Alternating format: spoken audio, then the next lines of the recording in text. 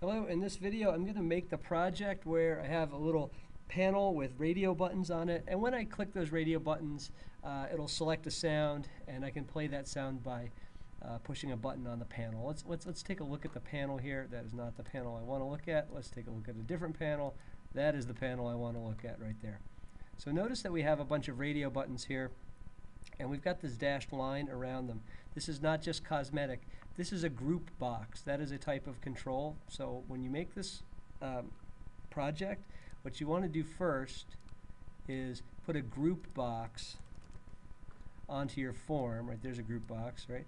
And then drag the radio buttons into the group box. It's very important that the radio buttons be in the group box, because that's what forces them or causes them to act in unison or link together. So you don't have to say, okay, well, this radio button was clicked, so now I need to uncheck all the other ones. That'll happen for you automatically just by placing these radio buttons in the same group box.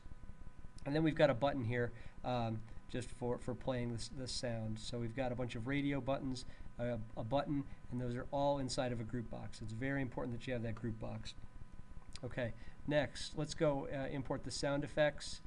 To do that, you want to go to Projects, Properties all the way at the bottom, Resources. I've already imported them though, but you're going to want to go to Add Existing File and then browse out to either the T drive if you're at COD, the zip file if you're at COD, and grab all those resources, and then they'll be available to you. Alright, so in our radio buttons program here, like, what do we need to do once we have those resources? We need to import the or we need to say that we're going to use the media library, which is system.media. This will allow us to play sound effects. And then inside of our class, let's add some sound effects, and then a variable to keep track of the one that's currently selected. So to play a sound, we actually need a sound player object. And I'm going to make one called coin, because we have a coin sound effect, equals new sound player. And then I'm going to wrap, I'm going to put in here the name of the sound effect I want to play. Properties.resources.coin. There we go. So there's my coin. And let's make another one. Why is it not happy? Are you sure I don't have a resource called coin? Balloon chomp. Oh, coin with capital C. Silly me. And the autocomplete would have told me that. Okay, and then we have a splash. So this is just a cut and paste job. And I believe I had a power up sound on my radio buttons. So let me add that. You can add as many or as few of these as you want. You ought to have at least 3. Power up.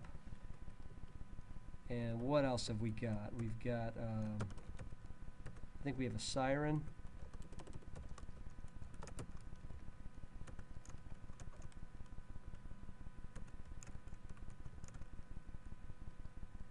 It's a lowercase siren. Let's go find out here. Coin chomp. I guess I don't have a siren. I have an explosion.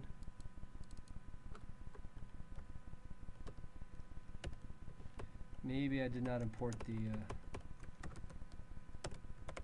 what have I got on my form here? Let's find out. Power-ups, I've got a swoosh sound. Alright, let's go add the swoosh sound.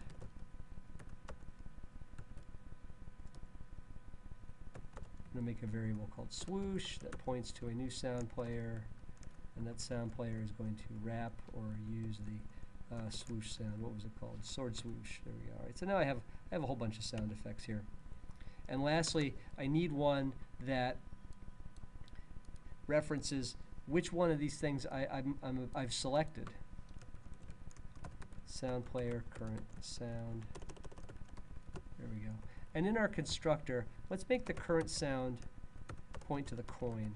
That way, because until I assign it to something, it's going to be null. And then if I click the button, it'll generate a null pointer exception. So first thing I'm going to do after I initialize all my controls is say the current sound is the coin. And what you really want to do is set that to the radio button that you've got selected on your form. Okay, so what else here? And then let's double click on the button, and get the button handler function. And when that button is created, all I want to do is play the current sound. All right, so there we go. So now if I run this, you see no matter what I select though, I'm still playing the coin because I'm never actually changing what the current sound is pointing to. Well, how can we do that? How can we, and how can we do that without having to make a function for each radio button? Well, what we can do is make our own event handler function and wire it up to each one of those radio buttons. So let's do that. I'm going to make, and I've got an event handler function here for the button, and the one for a radio button would have the same signature. So why don't I make a private function here, private void, and we'll call it radio button click. So this is when any radio button is clicked. Object sender event args E. That's the signature for an event handler. And this object is the control that generated the event, and this is information about that particular event. So if this were a mouse event, it would have mouse coordinates. If it were a key press event, there'd be some key information in here. So this is information about the event, and this is the control that generated the event. So now what we can do is actually check to see which control it was, right? So if the sender was equal to radio button 1, well then they clicked on the coin. And just to keep the code more compact here, I'm just going to dispense with the curly braces. Current sound equals coin. Else if, what was the second thing on my form? The splash. So otherwise if it was radio button 2, then I want to play the splash. And do I not have a sound effect called splash? I was pretty sure I did, except that I spelled splash wrong. There we go. All right. And otherwise, if it was radio button 3, let's play the power up. No, wait, what do we have here? Chomp. Ugh. Love of God.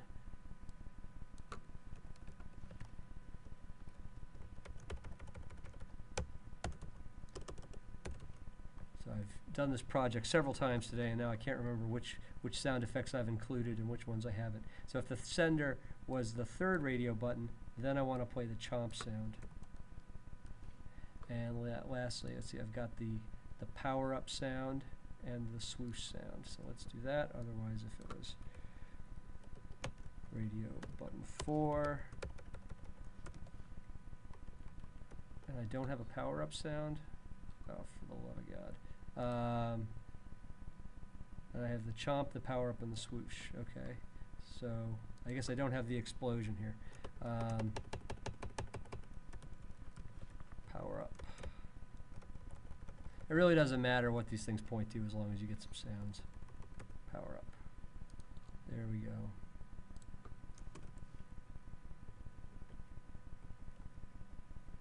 There's the power up sound. Okay, and finally, if it was radio button 5, play the swoosh sound. There we go. Okay, so if the current, now all we're doing is just brute force checking. If the sender was the first one, it's the coin, second one splash, third one chomp, fourth one power up, radio button 5, it was the fifth one, it was the swoosh. Okay, there we go. Now, what we need to do is wire this stuff up to our radio buttons, because you can see if I run this, right, no matter what, like we still haven't fixed our problem. All right, what we need to do is wire up each one of these radio buttons to say when you're clicked on, call this function, call the radio button click function, and we can do that in the form designer here, where let's go to our lightning bolt, which is where we can use to set the events.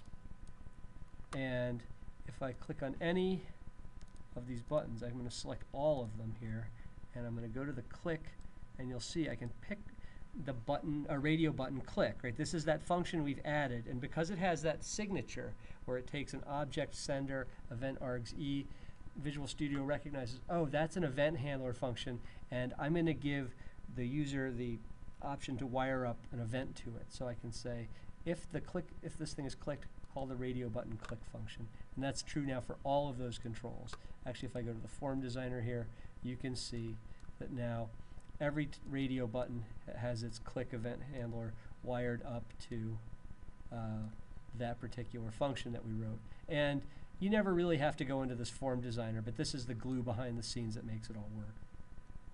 This is generated for us when we do stuff in the designer. We shouldn't really ever have to go in here. All right, so now if I run this thing,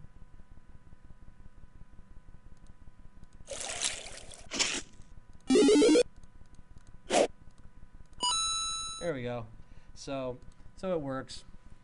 It was not pretty getting it to work, but the moral of the story is we've created an event handler function, and we have multiple controls that are pointing to it, and that way we don't have to have the same logic duplicated 5 times. Also, we can add radio buttons to an interface, and if we put those radio buttons inside of a group box, then they will all behave as though they are linked together. When we check one, all the others will uncheck. So there you go. That was just kind of a cool little example of how radio buttons work and how you can make an event handler and wire it up to multiple controls. If you have any questions about this, just ask me.